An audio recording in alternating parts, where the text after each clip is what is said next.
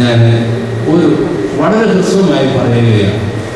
ഈ കഴിഞ്ഞ വെള്ളിയാഴ്ചയും അല്ല ഞായറാഴ്ചയും തിങ്കളാഴ്ചയുമായി സൂര്യ ടെലിവിഷനിലൂടെ വന്ന ഒരു വാർത്ത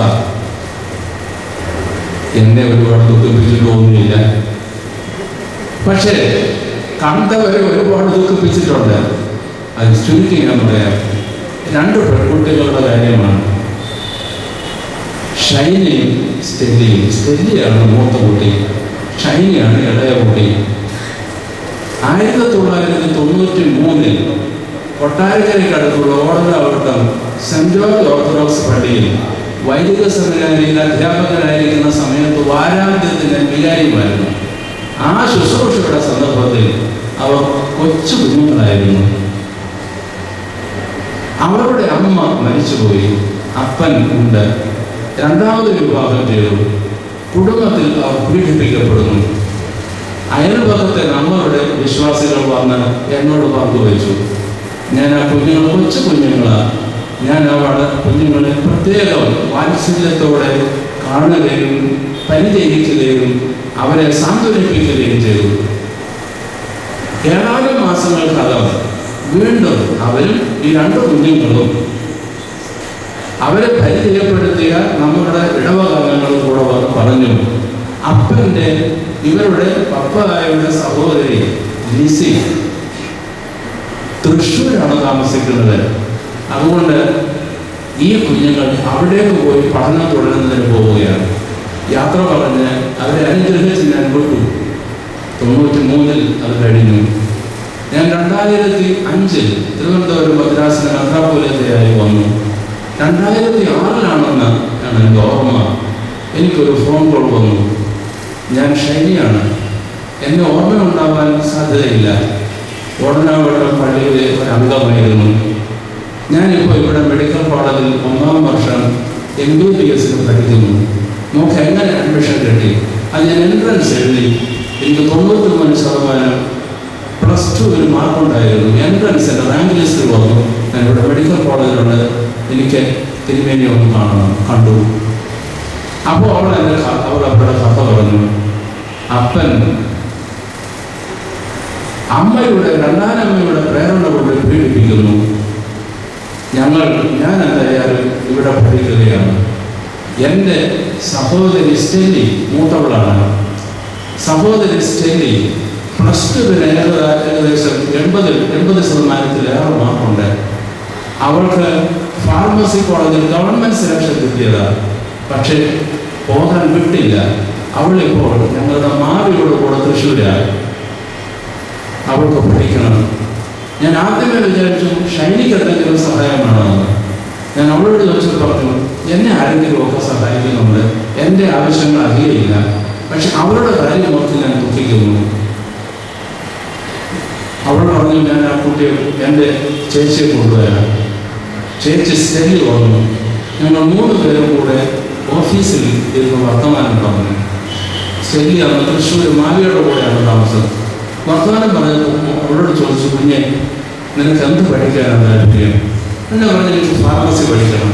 ഞാൻ പറഞ്ഞു, ഫാർമസി ചിലവുള്ള കാര്യമാണ്. നമുക്കൊരു ഫാർമസി കോളേജുണ്ട്, അവിടെ മാനേജ്മെൻറ്റിൽ നമുക്ക് അഡ്മിഷൻ കൊടുക്കാം, എന്നാലും ഫീസ് കൊടുക്കണം. ഫീസ് ഇളവ് ചെയ്യുന്നത് അവിടുത്തെ സാമ്പത്തിക സ്ഥിതി അനുസരിച്ച് അത്ര എളുപ്പമുള്ള കാര്യമല്ല.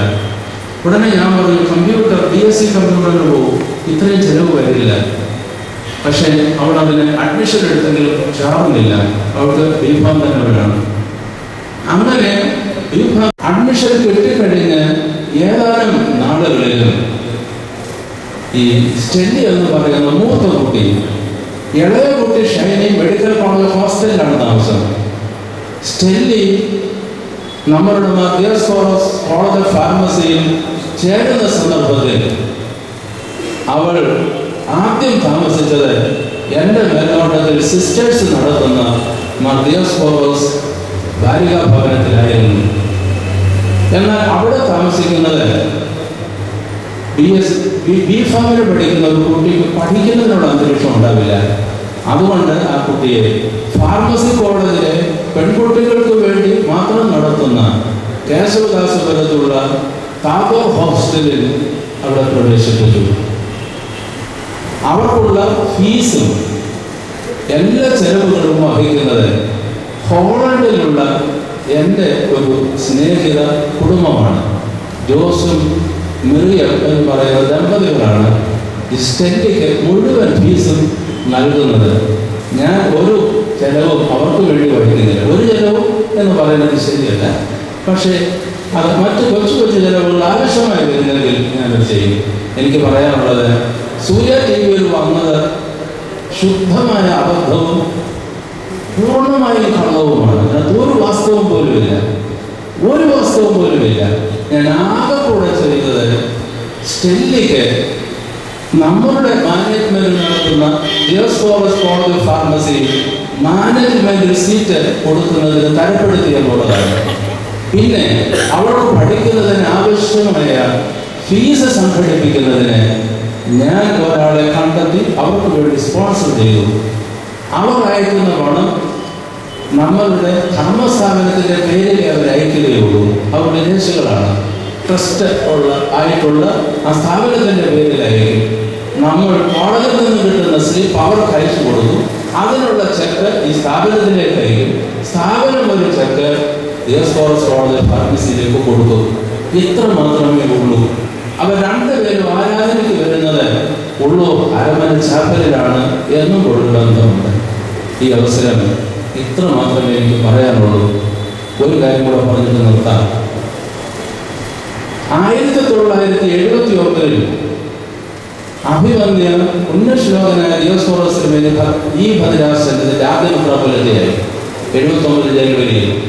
80 അദ്ദേഹം ഒരു 30 സെന്റ് സ്ഥലം ഈ കഴക്കൂട്ടം ഭാഗത്ത് നമ്മളുടെ ഗവൺമെന്റ് എഞ്ചിനീയറിംഗ് കോളേജിന് അങ്ങപ്പുറത്തുള്ള മൺപിള്ളയുടെ ഒരു കണ്ണായ ഭാഗത്ത് വാങ്ങിച്ചു. അത്യാവശ്യം വന്നപ്പോൾ അരമനപ്പണി വന്നപ്പോൾ അത് 83 വിറ്റു. പോൾ തോമസ് എന്ന് പറയുന്ന ഒരു തോമസ് എന്ന് പറയുന്ന ആളിന് വിറ്റു. അയാൾ സൗത്ത് ആഫ്രിക്കയിലാണ്. തോമസ് അത് 96 ഒരു വിജയകുമാരന് വീണ്ടും വിറ്റു. 96 2010 മാർച്ച് മാസം 31-ാം തീയതി 99 കാലം ചെയ്ത തിരുമേനി ഒരാൾക്ക് ഒരു സ്ത്രീക്ക് എഴുതി കൊടുക്കുന്നു എന്ന നിലയിൽ ഒരു കരണം അവിടെ ഉണ്ടായി. ഒരു കള്ളപ്രമാണം ലഭിച്ചു. എന്നിട്ട് അത് വിൽക്കുന്നതിന് ഒരുപ്പെട്ടു. ആ സന്ദർഭത്തിൽ വാങ്ങുന്നതിന് എമ്മോസ് പള്ളിക്കാർ, ആ ഭാഗത്ത് മൺവിള ഭാഗത്തുള്ള എമ്മോസ് പള്ളിക്കാർ ഇത് തിരുമേനിയുടെ പേര് കണ്ടുകൊണ്ട് എൻ്റെ അടുത്ത് വന്നു. അത് കണ്ടപ്പോൾ ഞാൻ 99 കാലം ചെയ്തതിന് ഇപ്പോഴെങ്ങനെ ഈ പ്രമാണം ഉണ്ടാക്കുന്നത് അങ്ങനെ പറഞ്ഞ് അവസാനം അവരതിൽ നിന്ന് പിൻവാങ്ങി. സൂര്യ ടി വിക്കാർ പറയുന്നത് അത് ഓർത്തഡോക്സ് സഭയുടെ മുതലാണെന്നാണ് സൂര്യ ടി വിക്കാർ പറയുന്നത്.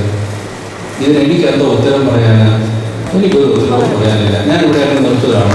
അച്ഛന്മാരെ നിർബന്ധിച്ചുകൊണ്ട് മാത്രം ഞാൻ പറഞ്ഞു പോയത് ഈ രണ്ട് കാര്യത്തിലും ഈ സൂര്യക്കാർ മാധ്യമം പ്രചരിപ്പിക്കുന്നത് ശുദ്ധവെള്ളമാണ്, അബദ്ധമാണ്. അത് മാധ്യമ സംസ്കാരത്തിന് ഒട്ടും നിരക്കുന്നതുമല്ല. പ്രിയമുള്ളവരെ, ഞാൻ ചോദിക്കുകയാണ്.